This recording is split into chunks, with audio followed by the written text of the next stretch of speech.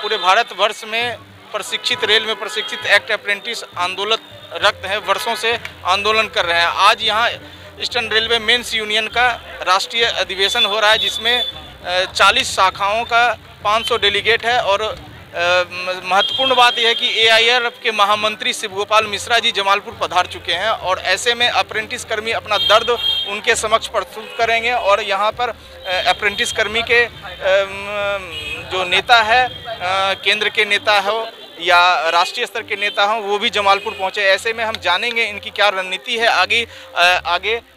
Act apprentice association जिंदाबाद, जिंदाबाद। Act apprentice association जिंदाबाद, जिंदाबाद। एक्ट अप्रेंटिस जिंदाबाद, जिंदाबाद, जिंदाबाद। मौजूदा समय में भारत सरकार रेल मंत्रालय तक हम लोग काफ़ी बार धरना कर चुके हैं। कई बार अपनी बात को, हक और अधिकार की लड़ाई को लेकर के जो संघर्ष कर रहे हैं उसमें हम लोग कई बार पहुंचा चुके हैं। लेकिन जो मौजूदा स्थिति है, जो बेरोजगारी का आलम है, जो 45 साल की बेरोजगारी का रिकॉर्ड टूटा है, और ऐसे में मैं आप लोगों के बीच में यही बात कहना चाहता हूं कि जब डबल स्किल्ड रेल अप्रेंटिस अगर बेरोजगार है, देश में स्किल इंडिया अभियान कुशल कारीगरों के सम्मान की बात हो रही है, और कुशल कारीगरों के सम्मान के दौर में अगर रेल अप्रेंटिस जो भारतवर्ष का सबसे बड़ा नियोक्ता है भारतीय रेल, और रेल का रेल अप्रेंटिस अगर बेरोजगार है, तो मैं जो है कहीं पर से भी जो है स्किल इंडिया अभियान को सफल नहीं मानता हूं। और अपने हक और अधिकार की लड़ाई को जरूर लड़ेंगे, अपने एक एक साथी को जरूर रोजगार दिलाएंगे। अगर मौजूदा समय में सरकार हम लोगों की बात से चेत जाती है तो ठीक है, और अगर नहीं चेतती है तो एक लंबे संघर्ष के लिए हम लोग मन बना चुके हैं। जल्द ही बहुत बड़े आंदोलन की तैयारी कर रहे हैं और आशा करते हैं कि हम लोगों को लड़ने का कोई शौक़ नहीं है, हमारा कोई ऐसा इरादा नहीं है। अगर सरकार हमारी बात को नॉर्मल तरीके से सुन लेती है, समझ लेती है और हमें हमारा रोजगार दे देती है, तो हम सभी स्टूडेंट्स हैं और हम लोग कोशिश करेंगे कि अपने हक और अधिकार की लड़ाई को जिस तरीके से भी लड़ पाएँ, सफल बनाएं।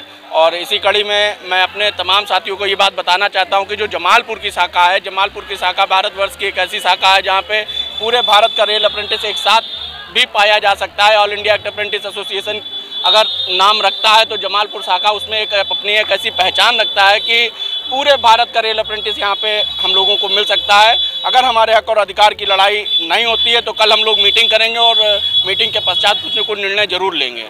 निश्चित रूप से और कोई पहल नहीं होता है तो एक अप्रेंटिस साथी अपने भविष्य और अपने रोजगार के सवाल पर, रेल में नियुक्ति के सवाल पर कोई बड़ा निर्णय लेने वाले हैं। आप क्या कहेंगे इसको लेकर?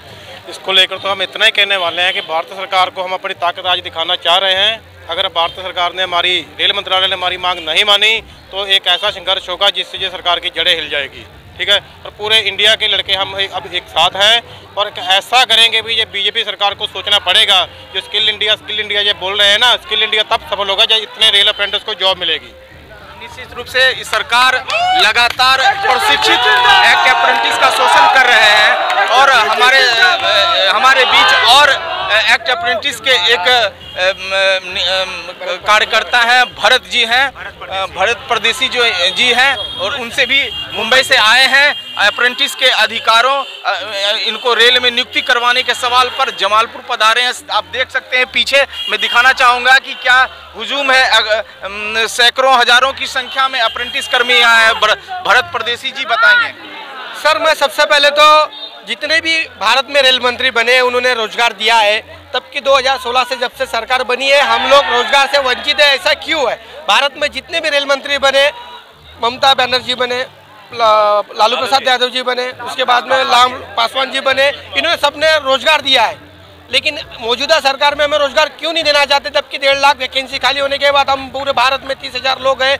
मात्र सिर्फ हमारा अगर रोजगार देती है तो जितना भी लोग हैं, हम मतलब उनकी संख्या में कम लोग हैं, हमें जब रोजगार देती है तो अच्छी बात है, नहीं तो आने वाले समय में हम बड़ा आंदोलन खड़े करेंगे। सर, ये 20% की जो बात जो सरकार जो करके आप लोगों को एक लेलीपोट थमा दिया है, तो इस पर क्या कहेंगे? 20% ये देखो सर, ये जो 20% का कोटा है ये हमारे ऊपर जबरदस्ती थोपा जा रहा है।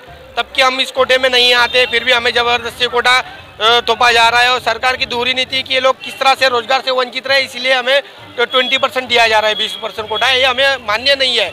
ये हमारे भविष्य के लिए खिलवाड़ है। मेरा नाम, मैं महाराष्ट्र प्रेसिडेंट भरत परदेसी।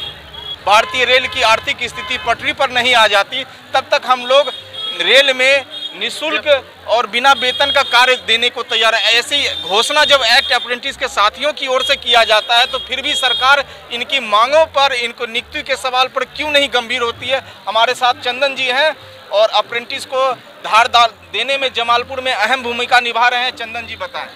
देखिए, जो सरकार अभी वर्तमान में केंद्र सरकार में है, उसका कोई देश के अंदर में रोजगार का कोई विज़न कार्य करने का नहीं समझ में आ रही है। देश में लगातार इतना रेल एक्ट अप्रेंटिस छात्र रोजगार की मांग कर रहे हैं। रेलवे ग्रुप डी की वैकेंसी को रोक लगा करके रखे हैं, जबकि एक समय में सबसे बड़ा रोजगार का साधन रेल कारखाना हुआ करता था, रेलवे विभाग हुआ करता था। लेकिन आज खुद रेलवे इस स्थिति में पहुंच गई है कि कर्मचारियों को बाहर करने पर मजबूर हो गई है। तो हम लोग कहना है क्या कि अप्रेंटिस जो छात्र के जो ट्रेनिंग दे रहे हैं, कुशल कारीगर का प्रमाण पत्र दे रहे हैं, वैसी कुशल कारीगर प्रमाण पत्र का करेगा तो छात्र करेगा क्या करेगा। इसलिए हम लोग सरकार से मांग करते हैं, कुशल कारीगर के प्रमाण पत्र मिलने के बाद अब तुरंत 6 महीने के अंदर में उसे उसी कुशल कारीगर प्रमाण पत्र पर उसे नियुक्ति दी जाए। आने वाले दिन में किसी लंबे वर्ष तक छात्रों को रोजगार के लिए इंतजार नहीं करना पड़े।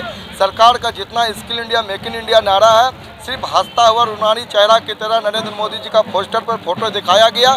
अगर देश में जिस तरीके से प्रधानमंत्री का हंसता हुआ चेहरा दिखाया गया, अगर आज ये हंसता हुआ चेहरा देश का नौजवान युवाओं का रहता तो आज हम लोगों के साथ में ये सैलाब नहीं होता ये सैलाब नहीं होता।